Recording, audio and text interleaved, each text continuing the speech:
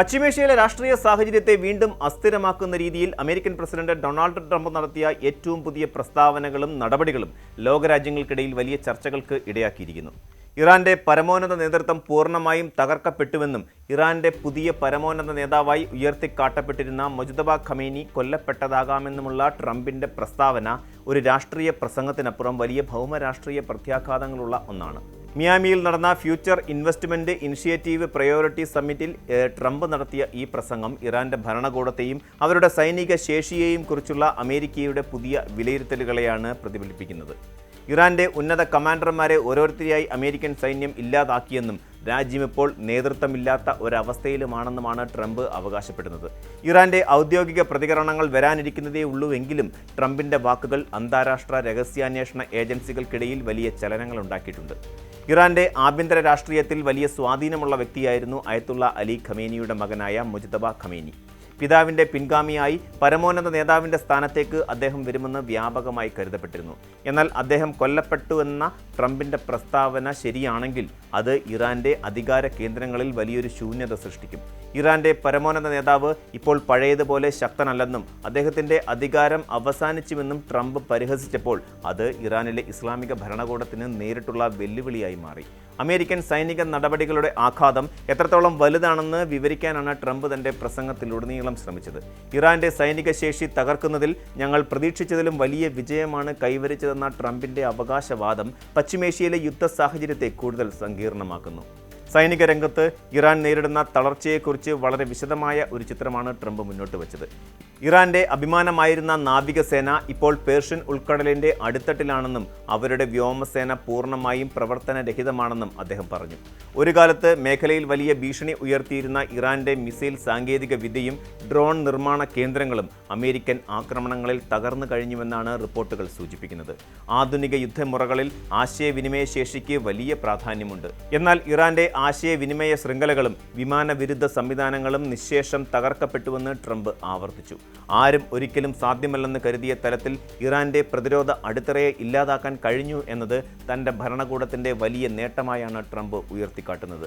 ഇത് കേവലം സൈനികമായ ഒരു തകർച്ചയല്ല, മറിച്ച് ഒരു രാജ്യത്തിൻ്റെ ആത്മവിശ്വാസത്തിന് മേൽ അമേരിക്ക ഏൽപ്പിച്ച കനത്ത ആഘാതം കൂടിയാണ്. ഈ വലിയ സംഘർഷങ്ങൾക്കിടയിലും നയതന്ത്രപരമായ നീക്കങ്ങൾക്കായി ചെറിയൊരു സമയം ട്രംപ് അനുവദിച്ചിട്ടുണ്ട് എന്നത് ശ്രദ്ധേയമാണ്. ഇറാനിലെ ഊർജ്ജ കേന്ദ്രങ്ങൾ ആക്രമിക്കുന്നത് 10 ദിവസത്തേക്ക് കൂടി മാറ്റിവെക്കാനുള്ള തീരുമാനം ഇതിൻ്റെ ഭാഗമാണ്.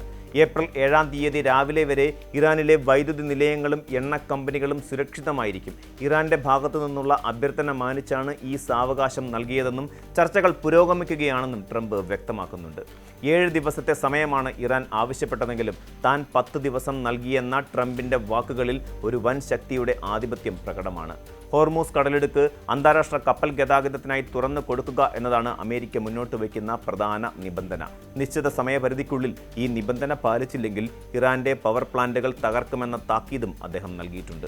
ആഗോള വിപണിയിലേക്ക് ഇന്ധനമെത്തുന്ന പ്രധാന പാതയായ ഹോർമൂസ് കടലിടുക്കിന്മേൽ നിയന്ത്രണം നേടുക എന്നത് അമേരിക്കയുടെ വലിയൊരു തന്ത്രപരമായ നീക്കമാണ്.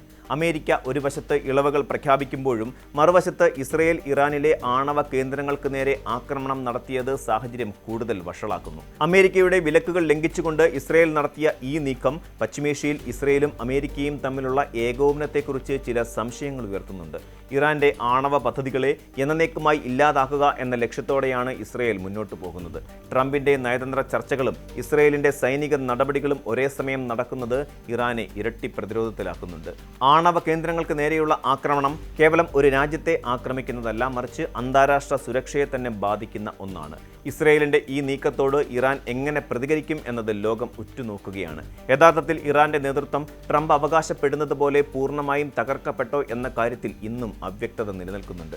ഏകാധിപത്യ സ്വഭാവമുള്ള രാജ്യങ്ങളിൽ ഭരണ നേതൃത്വത്തെക്കുറിച്ചുള്ള വിവരങ്ങൾ പുറത്തുവരാൻ സമയമെടുക്കാറുണ്ട്. എന്നാൽ മുജ്തബ ഖമേനിയെ പോലെ ഒരു നേതാവിൻ്റെ തിരോധാനം ഇറാനിൽ വലിയ ആഭ്യന്തര കലാപങ്ങൾക്കോ അല്ലെങ്കിൽ തീവ്രമായ സൈനിക തിരിച്ചടികൾക്കോ കാരണമായേക്കാം. പശ്ചിമേഷ്യയിലെ യുദ്ധം അതിൻ്റെ ഏറ്റവും നിർണായകമായ ഘട്ടത്തിലൂടെയാണ് കടന്നുപോകുന്നത്. ഇറാൻ എന്ന പ്രാദേശിക ശക്തിയുടെ പതനം മേഖലയിലെ മറ്റു രാജ്യങ്ങളായ സൗദി അറേബ്യ, UAE തുടങ്ങിയവയുടെ നിലപാടുകളെയും സ്വാധീനിക്കും. ട്രംപിന്റെ തിരിച്ചുവരവിന് ശേഷം അമേരിക്കയുടെ വിദേശ നയം കൂടുതൽ അക്രമോത്സുകമായും ഒന്നായി മാറിയിരിക്കുന്നു എന്നതിന്റെ തെളിവാണ് ഈ സംഭവ വികാസങ്ങൾ. ഏപ്രിൽ 7-ന് ട്രംപ് നൽകിയ സമയപരിധി അവസാനിക്കുമ്പോൾ ഇറാൻ എന്ത് നിലപാട് സ്വീകരിക്കും എന്നതാണ് ഇനി അറിയേണ്ടത്. ചർച്ചകൾ വഴി ഒരു പരിഹാരം കണ്ടെത്താൻ കഴിഞ്ഞില്ലെങ്കിൽ ഇറാന്റെ ഊർജ്ജ മേഖലയെയും സാമ്പത്തിക വ്യവസ്ഥയെയും പൂർണ്ണമായും തകരുന്ന ഒരു സാഹചര്യത്തിലേക്ക് കാര്യങ്ങൾ നീങ്ങും. അമേരിക്കയും ഇസ്രയേലും ഒരേ സമയം രണ്ട് വ്യത്യസ്ത രീതികളിൽ ഇറാനെ സമ്മർദ്ദത്തിലാക്കുമ്പോൾ ഒരു തിരിച്ചടി നൽകാനുള്ള ശേഷി ഇറാന് ഇനിയുണ്ടോ എന്നതാണ് പ്രസക്തമായ ചോദ്യം. ഇറാന്റെ പരമോന്നത നേതാവ് മരിച്ചുവെന്ന ട്രംപിന്റെ അവകാശവാദം ശരിയാണെങ്കിൽ അതൊരു പുതിയ ഇറാനെയാകും ലോകത്തിന് കാണിച്ചു തരിക. നേതൃത്വമില്ലാത്ത ഒരു സൈന്യവും ഭരണകൂടവും എങ്ങനെ പ്രതിസന്ധികളെ നേരിടുമെന്നത് കണ്ടറിയണം. പശ്ചിമേഷ്യയുടെ ഭൂപടം തന്നെ മാറ്റി വരയ്ക്കപ്പെടാൻ സാധ്യതയുള്ള ഒരു കാലഘട്ടത്തിലാണ് നാം ജീവിക്കുന്നത്. ട്രംപിന്റെ വാക്കുകൾ ശരിയാണെങ്കിൽ അത് അമേരിക്കൻ രഹസ്യാന്വേഷണ വിഭാഗത്തിന്റെ വലിയൊരു വിജയമാണ്. തെറ്റാണെങ്കിൽ അത് മേഖലയിലെ സംഘർഷം വർദ്ധിപ്പിക്കാൻ മാത്രമേ ഉപകരിക്കൂ. എന്തായാലും വരും ദിവസങ്ങൾ ലോകരാഷ്ട്രീയത്തിൽ അത്യന്തം നിർണായകമായിരിക്കും. കൂടുതൽ വാർത്തകൾക്ക് news 18 Keralam YouTube channel subscribe ചെയ്യുക.